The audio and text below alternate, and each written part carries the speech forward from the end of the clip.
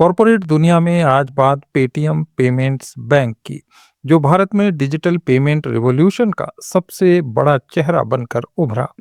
लेकिन इसकी कहानी जितनी तेजी से सफलता की रही, उतनी ही तेजी से विवादों और रेगुलेटरी एक्शंस की भी रही है। ये कहानी एक स्टार्टअप से बैंक बनने और फिर भारतीय रिजर्व बैंक यानी रिजर्व बैंक ऑफ इंडिया की ओर से इसका लाइसेंस रद्द किए जाने तक के सफर को दिखाती है, जो भारत के फिनटेक सेक्टर के लिए एक बड़ा सबक भी बन गया है। पेटीएम पेमेंट्स बैंक की शुरुआत 2017 में हुई थी, जब इसे रिजर्व बैंक ऑफ इंडिया से पेमेंट्स बैंक लाइसेंस मिला और इसे औपचारिक रूप से लॉन्च किया गया। विजय शेखर शर्मा इसके प्रमुख प्रमोटर थे, जिनके पास पेटीएम पेमेंट्स बैंक की 51% हिस्सेदारी थी, जबकि इसकी पेरेंट कंपनी 197 कम्युनिकेशंस के पास करीब 49% हिस्सेदारी थी। शुरुआत के वर्षों में पेटीएम पेमेंट्स बैंक ने तेजी से अपना विस्तार किया और ये भारत में डिजिटल बैंकिंग का एक प्रमुख नाम बन गया। इस बैंक ने savings accounts, digital wallet, FASTag और यूपीआई जैसी सर्विसेज के जरिए करोड़ों ग्राहकों को जोड़ा। 2020 में इस बैंक ने 485 करोड़ रुपए से ज्यादा ट्रांजैक्शन प्रोसेस किए, जिसकी कुल वैल्यू लगभग 4.6 लाख करोड़ रुपए रही, जो इसकी व्यापक पहुंच को दिखाता है। उस समय ये भारत के सबसे बड़े यूपीआई बेनिफिशियरी बैंकों में शामिल था और डिजिटल पेमेंट के क्षेत्र में इसकी मजबूत पकड़ बन गई थी। हालांकि सफलता के इस दौर के बीच ही पेटीएम पेमेंट्स बैंक्स में समस्याओं की शुरुआत हो गई। 2018 से ही आरबीआई ने इस बैंक की कार्यप्रणाली पर सवाल उठाने शुरू कर दिए थे और केवाईसी नियमों के उल्लंघन और ग्राहक वेरिफिकेशन के प्रोसेस में कमियों के कारण नए ग्राहकों को जोड़ने पर रोक लगा दी गई थी। बाद में 2022 में भी इसी तरह की चिंताओं के चलते इस पर फिर से प्रतिबंध लगाए गए। ये संकेत था कि बैंक के ऑपरेशंस में गंभीर रेगुलेटरी कमियां मौजूद हैं। 2024 में स्थिति और गंभीर हो गई, जब रिजर्व बैंक ऑफ इंडिया ने पेटीएम पेमेंट्स बैंक को नए डिपॉजिट लेने और कई बैंकिंग सेवाएं देने से रोक दिया। इसके पीछे मुख्य कारण मनी लॉन्ड्रिंग से जुड़े जोखिम, केवाईसी नियमों का उल्लंघन और तकनीकी सिस्टम की खामियां थीं। इसके बाद 24 अप्रैल 2026 को रिजर्व बैंक ऑफ इंडिया ने एक बड़ा कदम उठाते हुए पेटीएम पेमेंट्स बैंक का लाइसेंस पूरी तरह रद्द कर दिया और इसके संचालन को बंद करने की प्रक्रिया शुरू कर दी। ये फैसला भारत के फिनटेक सेक्टर के इतिहास में एक बड़ा रेगुलेटरी एक्शन माना जा रहा है। इस कार्रवाई का सीधा असर पेटीएम के बिजनेस मॉडल पर पड़ा है। बैंक के बंद होने से उसके वॉलेट, फास्टैग और दूसरी बैंकिंग सर्विसेज पर असर पड़ा है, जिससे कंपनी को अपने ऑपरेशंस को फिर से व्यवस्थित करना होगा। कई यूजर्स और मर्चेंट्स ने वैकल्पिक प्लेटफॉर्म्स की ओर रुख किया, जिससे कंपनी के ट्रांजैक्शन वॉल्यूम और यूजर बेस पर असर पड़ा। रिपोर्ट्स के मुताबिक कंपनी के मासिक ट्रांजैक्टिंग यूजर्स 10 करोड़ से घटकर 7 करोड़ तक आ गए। इसके अलावा निवेशकों का भरोसा भी प्रभावित हुआ और कंपनी के शेयर्स में गिरावट देखी गई। रेवेन्यू के लिहाज से पेटीएम पेमेंट्स बैंक ने शुरुआत के वर्षों में काफी अच्छा प्रदर्शन किया था।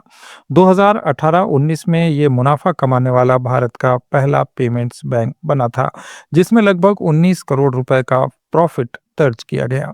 हालांकि बाद के वर्षों में रेगुलेटरी प्रेशर्स और लिमिटेड ऑपरेशंस के कारण इसकी वित्तीय स्थिति कमजोर होती चली गई। पिछले साल तक बैंक के पास करीब 1395 करोड़ रुपए के डिपॉजिट थे, लेकिन इसके बावजूद इसे नुकसान का सामना करना पड़ा और इसकी प्रासंगिकता घटती चली गई। ब्रांडिंग और मार्केटिंग के मामले में पेटीएम ने भारत में एक अनोखी पहचान बनाई।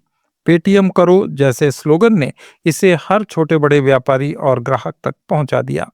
पेटीएम ने कैशबैक, डिस्काउंट और डिजिटल पेमेंट्स को आसान बनाने की रणनीति अपनाई, जिससे ये तेजी से लोकप्रिय हुआ।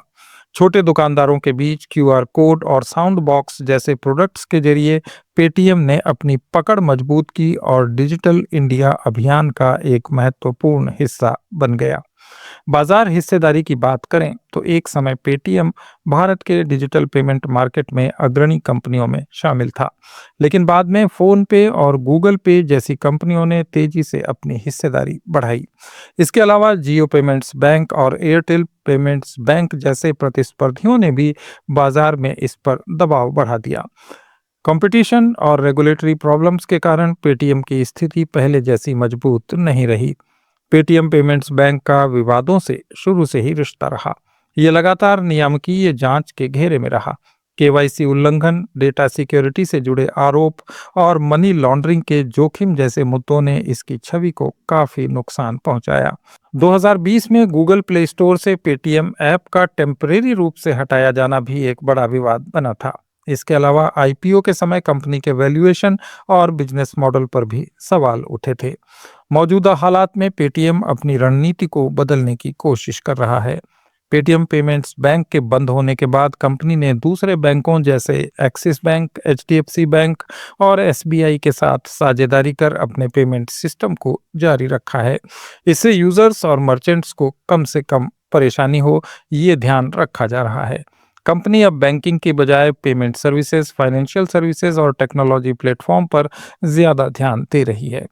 पेटीएम का अभी भी भविष्य है। इसके योजनाओं की बात करें तो पेटीएम अब एक लाइट एसेट मॉडल की ओर बढ़ रहा है, जिसमें वो खुद बैंक बनने की बजाय अपने बैंकिंग पार्टनर्स के साथ मिलकर सेवाएं देगा। कंपनी अपने वॉलेट बिजनेस को फिर से शुरू करने और डिजिटल लोन, इंश्योरेंस और वेल्थ मैनेजमेंट जैसे क्षेत्रों में विस्तार करने की प्लानिंग कर रही है। इसके अलावा पेटीएम पेमेंट सर्विसेज को आरबीआई ने ऑनलाइन पेमेंट एग्रीगेटर के रूप में मंजूरी मिलने की दिशा में भी काम शुरू कर रखा है, जो इसके लिए एक नई शुरुआत साबित हो सकती है। कुल मिलाकर देखा जाए तो पेटीएम पेमेंट्स बैंक की कहानी भारत के डिजिटल फाइनेंस सेक्टर की सबसे महत्वपूर्ण स्टोरीज में से एक है। ये कहानी बताती है कि कैसे एक कंपनी ने डिजिटल रिवॉल्यूशन को गति दी, लेकिन रेगुलेटरी नियमों की अनदेखी ने उसे भारी नुकसान पहुंचाया। आरबीआई की सख्त कार्रवाई ये भी दर्शाती है कि भारत में फिनटेक कंपनीज के लिए नियमों का पालन करना कितना जरूरी है। आने वाले वक्त में पेटीएम के सामने चुनौती ये होगी कि वो अपने ब्रांड और यूजर बेस को बनाए रखते हुए एक नए बिजनेस मॉडल के साथ खुद को फिर से एस्टेब्लिश करे। कॉर्पोरेट दुनिया में आज इतना ही।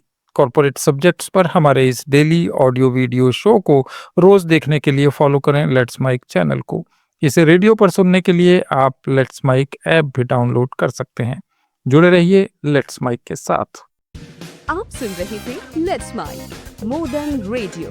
फॉलो कीजिए हमें हमारे सोशल मीडिया प्लेटफॉर्म्स पर। It's time for news. It's time for more than radio. Presenting the first radio news app, Let's Mic. Let's Mic, a news-based app on your phone where you get to watch and listen news, talk shows, interviews, radio show podcasts.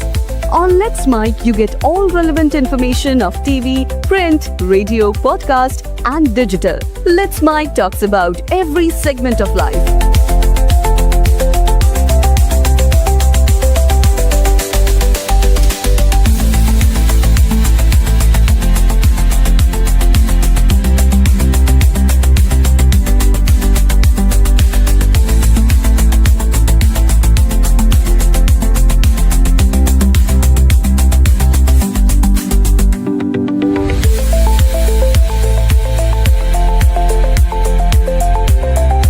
Download the app now from Play Store. Available both on Android and iOS mobile phones. Follow us on YouTube, Instagram, Twitter, LinkedIn, Facebook, Telegram, WhatsApp, Snapchat. Let's talk, let's connect, and let's mic.